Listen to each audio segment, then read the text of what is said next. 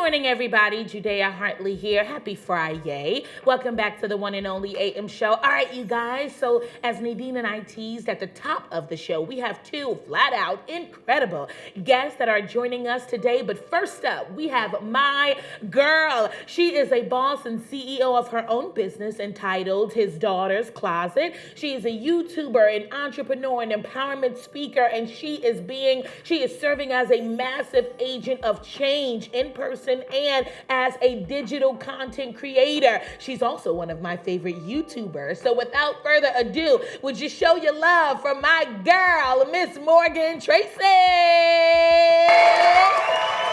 Thank you so much for joining us this morning. How are you?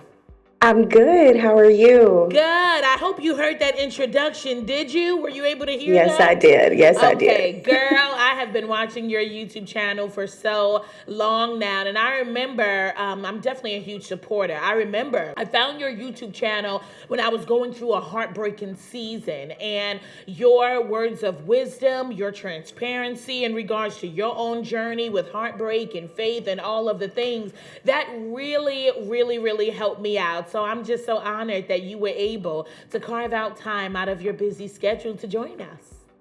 No problem. No problem at all. Thank y'all for having me. Yes. All right. So, Morgan, let's jump right into it. So, what enabled you to start your YouTube channel?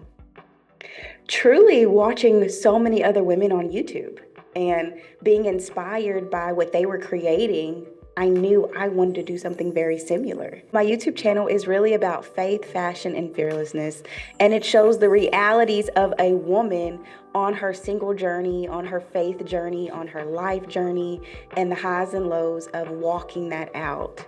And so that's what my channel just captures. It captures my life on my personal journey of faith, fashion, and being truly fearless in all the things I've been called to be fearless in.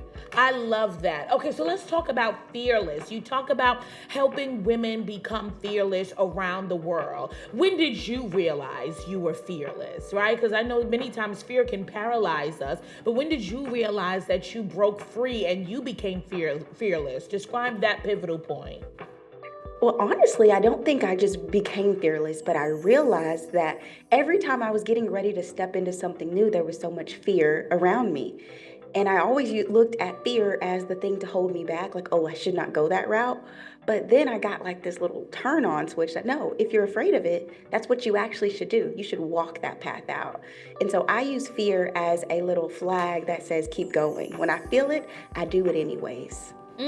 I love that. What are some of the dangers, in your opinion, for, when people are paralyzed and consumed with fear, that it actually keeps them from moving forward? What are some of the dangers in that, in your experience? Truly not living your life to the fullest capacity that's right for you.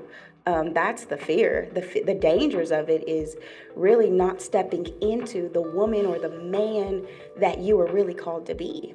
No matter how many videos I post or whatever I share, there's always a little fear attached to it.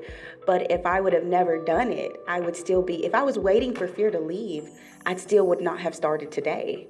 Yeah, it's so true. It is so true. I tell people all the time that you have to do it afraid. You have to do it afraid. Like people, they watch you do incredible things. Graduate from college, start a business, get 200,000 subscribers on your YouTube channel, start a family. And I think people automatically assume that you did all of those things, but you're not afraid. No, I was very much scared. You can be very much scared, but I just made the intentional decision to do it anyway. So I love that you've dedicated your life to helping women just really become fearless. Now you have your own business entitled his daughter's closet. Am I correct? Yes, you are. Okay, so describe to us what that is and where that stemmed from. Really, I always just believe that faith and fashion could go together, right? And so that's kind of how I did it, and that's kind of how I've grown this community of women. Is I put faith and fashion together, and that's kind of like why it's His Daughter's Closet. And with that, we just started to do initiatives and prom dress drives where we gave back to underprivileged girls in Oklahoma. We gave them prom dresses and got their nails done and stuff like that. And so then over time, I started to create more books and products through this, and I realized, hey, like this is actually the next level for me. Not just staying on YouTube, but actually turning it more into a LLC or a business or a nonprofit, and going in that route, kind of stepping into that CEO position that I am in today. Yeah, absolutely. You absolutely have stepped into that position. And that's one of the drawing factors that, you exhibited for me was to be a young woman, a millennial woman of faith that can also be hip and modern, that can also be fashionable and just really allow modesty to still be trendy and to still be attractive. And I think that the way that you've branded yourself, it's so girly, it's so relatable, it's something that is reachable and attainable, and it exudes so much positivity. And I think that so many women can relate to that. Now, you talk about being a CEO now. I'm curious, when did you realize that it was time to transition from the corporate world, from working a job to being your own boss? What was that transitional period in your life? It really was getting to a place that the YouTube and the business was requiring so much more time out of me. And I noticed that at the job, my income was kind of going to stay the same unless I got a raise. But I noticed with YouTube and doing the business that every month my income was kind of growing, and I had more of an opportunity to see growth here than here. And so that's kind of why I knew it was like about that time to transition. And also too, I think with YouTube, the next level is adding products and services and things like that. And so I was just kind of following that next level step. Like, okay, you've created so many messages now and videos, let's put it into a book. And so that's kind of was my next level of products and services. I love that. No, Morgan, you are absolutely right. And I always, this is so good. I mean, it's good, of course, to empower people, but in a PR perspective, this is also great because I tell people social media is the fastest form of communication. You can brand yourself on social media. So yes, you created his daughter's closet, but then there's speaking engagements that come from that. There's coaching sessions that come from that. There's appearances, there's merchandise, there's television appearances, radio appearances. Like so many things can help you monetize your brand. But first, you have to market and you have to brand yourself. And you have done that so well. It just leaves me curious. We're going to get back to your book because I want to hear so much more about that. But who has been your biggest cheerleader throughout this entire journey? I would honestly say it was my mother. Definitely getting started, it was my mom. She was just like, "You go, girl. Let's like light this world on fire." Like she was always encouraging me. But also, I have to say, it was myself. Like in the nights when I stayed up late or got 2 views on a video, and those 2 views were me watching them. Yeah. I think it was myself just saying like, "Hey, good job. Like keep showing up, keep trying, keep showing up."